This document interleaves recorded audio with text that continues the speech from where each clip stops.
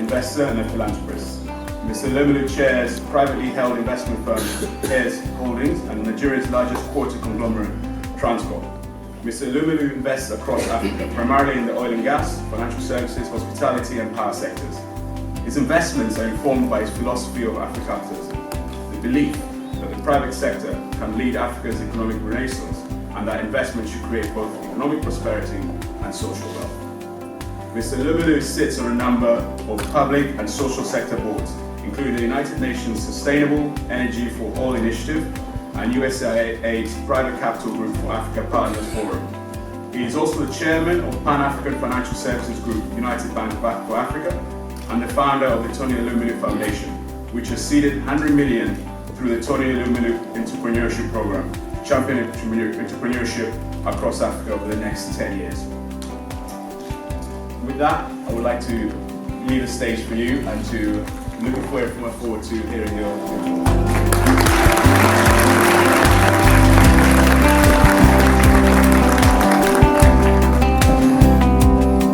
Good evening, ladies and gentlemen. I'm honored to be here with you for a variety of reasons. The most important reason is this is the future of the world, and I also see the future of African leaders here. Some of you have interacted with since I walked into this hall. Some I know from before, and some have connected with one or the other. And I believe, as you do, that no one but us will develop Africa. No love of Africa will help to change or address our challenges. We have to do it ourselves. And I want to say, being here, organizing this kind of event, assembling the kind of people you've assembled here, is an indication of the fact that we take the renaissance of Africa, the development of Africa, the addressing of our challenges very seriously, and I want to congratulate you all.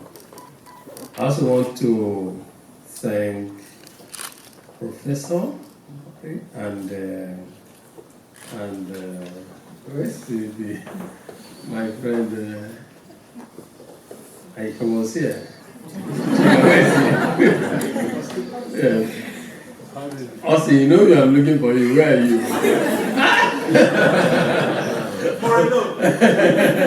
Two of you, thank you very much for this opportunity to see our future leaders.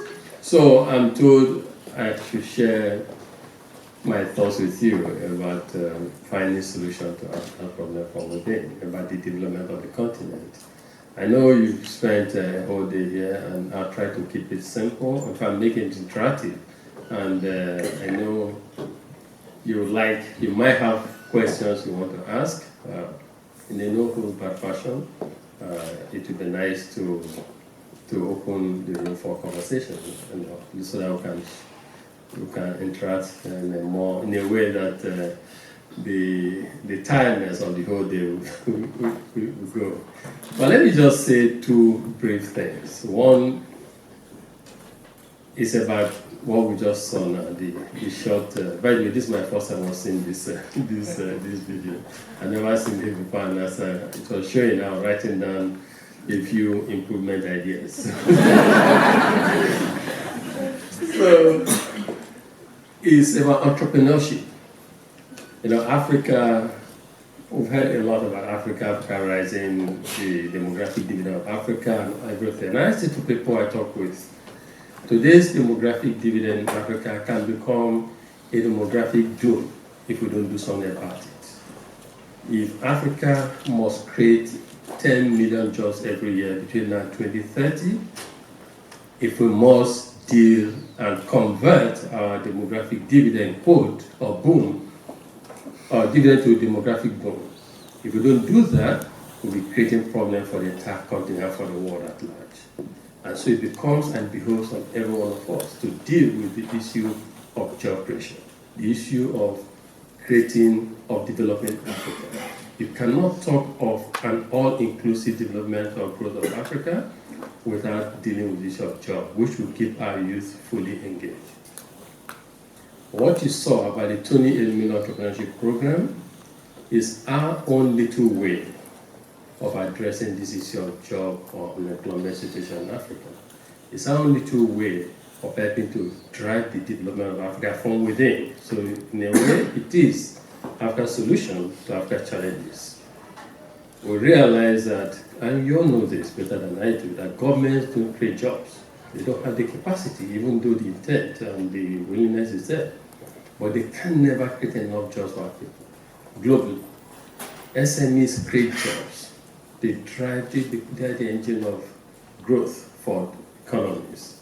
And that is what it is everywhere. That's what has to help us in Africa. And so for every entrepreneur on the continent that will assist with deep support to create jobs for himself first, and also create jobs for a few other people, then we are playing our own role in helping to address the issue of sustainable and genuine development of Africa from within. As you all live here and return, hopefully, to Africa, you should, see how you play your own role there by getting employed, or by actually becoming entrepreneurs too, or by supporting entrepreneurs like others have been doing, like Osno Kerry and others do on the continent. The second point I want to talk about is the philosophy again talked about here of Afro-capitalism. So if we backtrack or go back in history, there was a time some of us, young as we were then, Patrick and one and I were in the car now, we're not talking about half time has passed. I know how you don't know you're getting old until you see things, you see, they say, wow, you're actually getting old. And so in 1997, some of us came together and acquired a distressed financial institution. We acquired the distressed financial institution, we turned it around, we set targets for ourselves, strategic plans, targets, you have first year strategic intent, we want to make it a viable financial services company. Second year intent, we want to become a leading financial services group on the continent. And third financial intent, strategic intent to become a player in the global financial arena.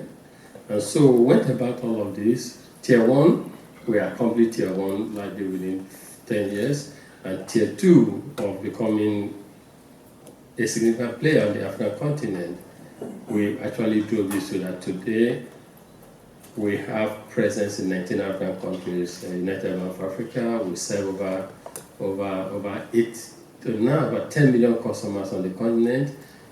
We have about 1,000 branches across Africa.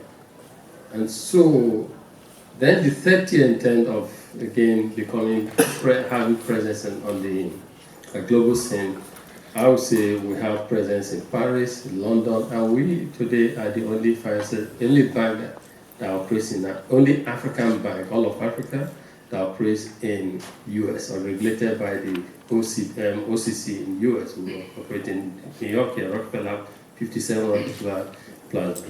But all of this brought certain things to the fore, to our attention.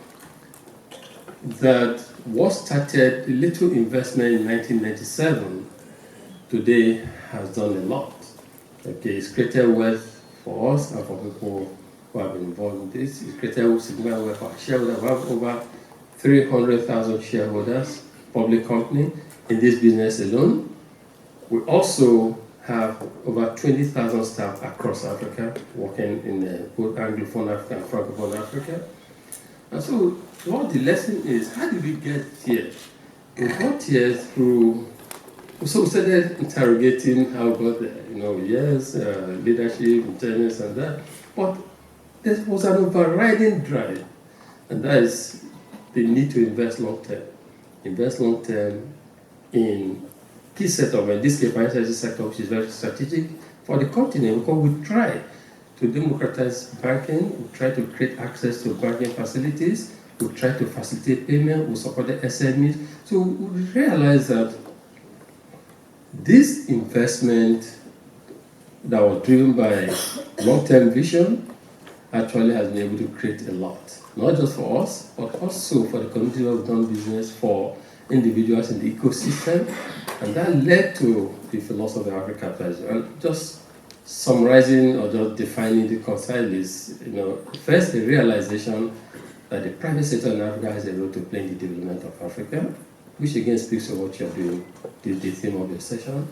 And two, that the private sector in Africa must invest in key sectors of the African economy that have the ability to create both economic prosperity and social wealth.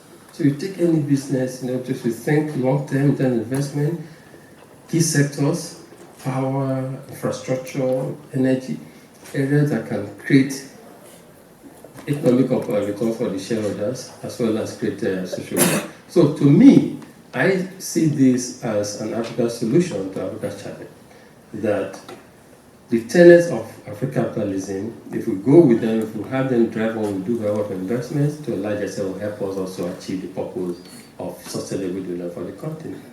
We believe that first, no one but us develop the continent. We believe too that we need to invest in long-term key sectors. For a long time, Africa has been an extractive site. We just have commodities, raw materials, and we ship this and we pour them back in finished form. And that value addition, value creation phase where you process and create value locally is lost. And so the growth in Africa is not expressed in growth in Africa. So the growth in Africa is expressed only in GDP terms that at times not inclusive, and I couldn't feel it.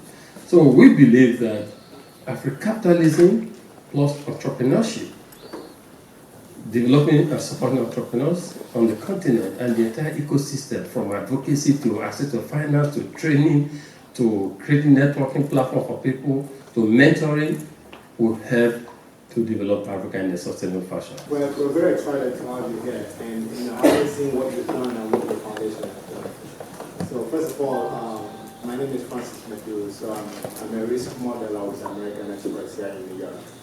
And a lot of what we do is actually helping the GCP portfolio lend money to small businesses. And just like your foundation is, most of the challenges we have in Africa is we have some small businesses, and these are folks who maybe their business is worth less than 50,000 naira, but they need that credit and they need liquidity to be able to sustain their business. And these are, millions of folks all over Nigeria.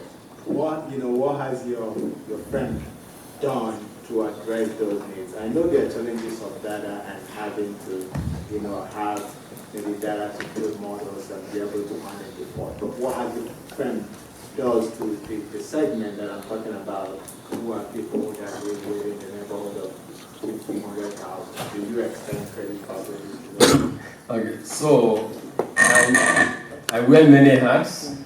When you say firm, I think I know what you're talking about. You're talking about the financial institution, the bank. Okay, so you need to. So I wear many hats. I'm chairman of UBA in Edinburgh of Africa, but more importantly, I'm the chairman of S Holding. S Holding is like a group holding company that has interest in banking, oil and gas, power, real estate, and hospitality. And then also, I'm the founder of the Elumelu Foundation. My intervention, my own, and so we try not to mix business and our philanthropic calling. And so the bank, United Bank of Africa, they have, like your risk manager, they have their risk acceptance criteria in the area of credit, what they do and what they will not do.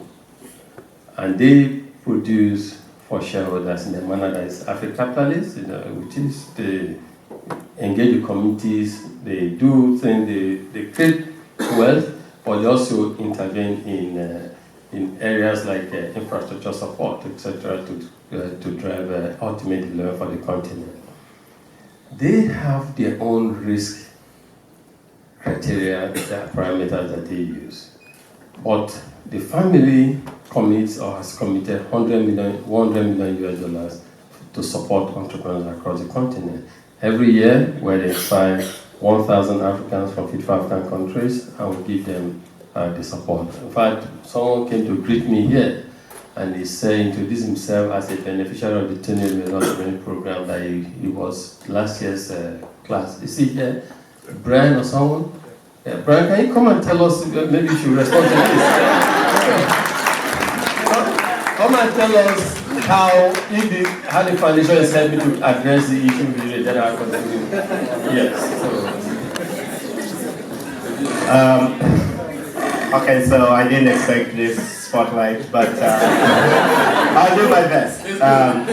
So first of all, I wanted to, again, like everybody else, appreciate this opportunity to be here and learn from everybody else, especially Mr. Tony himself. I'm Brian Asinja, Ugandan born and US educated since high school. I started Dream Africa 3 years ago to address the lack of digital content specifically for children globally. Statistically, only 10% of children's literature is from minority publishers, including Africans. So our mission is really to increase accessibility and availability of engaging and educational family-friendly content. We are currently piloting in Kenya with funding from the Kenyan government as well as support from the British Council, and we hope to expand to other areas. With specific to the question on how the foundation and other entities have been helpful or supportive, I would say the first thing was knowledge or access to knowledge. And specifically for me, the very fact that somebody like Tony existed in Africa. So I think growing up, I didn't have any mentors or superheroes, as you would say, from a business perspective. And so to allude to your question, I think somebody else asked earlier around branding. When you see somebody else who's done it, it does instill an extra layer of confidence, and that to me is priceless. But back to the business side of things, we had very supportive mentors. Our mentor was very good that we decided to keep him on and get him some equity. So he's still on board and is advising us as, on the financial side of things. But as in other areas, we've been able to then be able to set specific goals around our Africa launch, and my co-founder is Kenyan, so we decided that because the Kenyan government has been rather aggressive in creating business-friendly policies, that would be the right place to start and launch. And so we're very lucky that they currently have $100 million dedicated to digitizing the educational system, that we are already engaging the Ministry of Education to sort of be part of that pilot launch this summer. Of course, there's still a lot to be done. Of course, there's a lot of work as a startup, but I think going through that process with other peers, having the network where you can constantly post questions and get the support and mentorship you need really makes a whole lot of difference rather than going it alone. So I think continuing to access information and other resources, whether it's mentorship or policy guidance with regards to navigating the legal system in Africa, those are things that, you know, experienced or not, we will continue to need guidance on, and that will be my short answer. Thank you. Isn't this a very intelligent man? Yeah. Impromptu, and see how organized his thoughts and everything.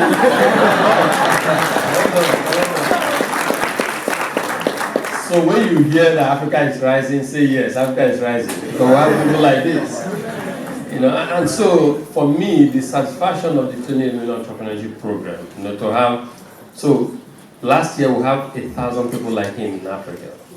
This year we have another 1,000 people like him in Africa, and see what he's talking about, what they're doing, what they want to do. That, in my viewpoint, is catalytic, and that, in my viewpoint, is truly finding an African solution to African challenges or African development issues. It doesn't come better than this. He and his partners, and and I like 2 points he said I need to emphasize. He talked about advocacy for change, and he talked about networking opportunity. In fact, he talked about a third one, which is management education. And to me, if you look at what the 7 pillars of T, these 3 are very important. And he didn't talk about capital, that they come money. Yes, I believe it's applicated, but that's not even as important as these other ones. Because if you have a good idea, well, if it's proved very well, money will come. But you need to have a good idea. You have to know how to prepare your statement of accounts, leadership issues, like the question our young lady asked here, business challenges, etc. And as he said also, the fact that in your local environment or in Africa, because you're growing up, at times you think you don't have successful business models in Africa or role models in Africa. See people from the same circumstances, the same environment, same challenges succeed. It's even enough push for you to also succeed in life. And I say to people, if someone like me can do it, you can even do a lot better, and even this is better today. So let's talk about the 3 things. The networking platform, you have 1,000 entrepreneurs from across Africa. There's a network, a system where all of you can key in, you can ask questions, you can talk to people, they can get back to you. It's wonderful. You build your own network. And so talking about integrating Africa, that is a way to integrate the continent. Talk about mentoring. You talk about mentors, even that the mentors, because we have 400 mentors, and please I open this up to you all. If you want to be a mentor, if you visit the website, the Tony Foundation website, there'll be opportunity to register, enroll, and we will screen, etc., talk with you, and take it from there. Because the African entrepreneurs and entrepreneurs world over need mentors. They need people who have been there, who have seen it all, to share ideas and talk with them. So that he talked about. I talked about networking, mentorship, and only business education we talked about. So very, very important. But just to say that I got to realize through my own life experience and journey that the best thing you can do for someone to make someone a fisherman and not necessarily to feed people. And that's why in our philanthropy giving, because at some point in life, you begin to think of legacy, you begin to think of positive impact, enduring impact. How do you want to be remembered? And I have also said to my friends, and to everyone, that before now, people used to be measured by how much they have in their bank accounts. In today's world, and going forward, no one cares about how much you have in your bank account. It's about the impact and the legacy that you leave behind that's important. And so when you sit down and begin to think of this, you tell yourself, how do I want to be remembered? I mean, you don't know how excited I am to see Chris, to see Brad, people I never knew met in my life like this. And just think of 10,000 of them, like God's will in 10 years' time.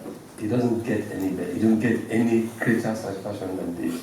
So the message is, we should think long term in our investments, and we should think about legacy. These 2 extremely important for mankind. Thank you very much.